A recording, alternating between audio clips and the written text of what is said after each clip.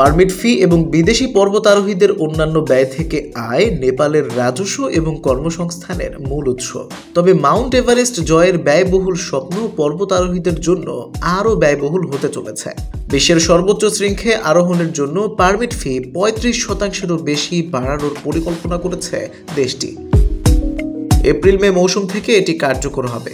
নেপালের পর্যটন বিভাগ জানিয়েছে শিগগিরই ৮,৮৪৯ মিটার শৃঙ্গে আরোহণে $১৫,০০০ খরচ হবে, যা প্রায় ১ দশক ধরে চলে আসা $১১,০০০ থেকে ৩৬% বেশি।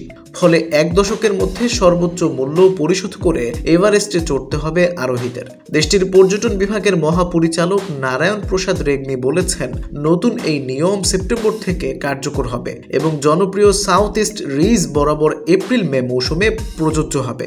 দীর্ঘদিন ধরে পারমিট ফি পর্যালোচনা করা হয়নি, আমরা এখন সেগুলো নবায়ন করেছি।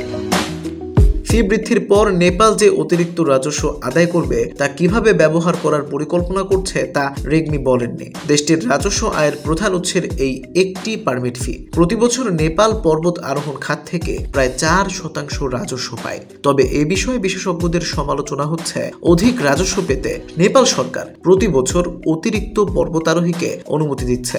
যদিও এ পর্যন্ত প্রতি বছর ৩০০ জন পর্বতারোহীকে অনুমতিপত্র দেয়া হয়, তবে এই সংখ্যা নিয়েও সন্তুষ্ট নন বিশেষজ্ঞরা। তারা ওই সংখ্যা আরও কমিয়ে আনার পরামর্শ দিচ্ছেন। গত বছর থেকেই পারমিট ফি বাড়ানোর বিষয়ে আলোচনা করছে কাঠমান্ডু। এখন দেখার বিষয় মূল্য বৃদ্ধির ফলে পর্বতারোহীদের সংখ্যা কমে কিনা, যদিও এই বিষয়ে নিশ্চিত নন সংশ্লিষ্টরা।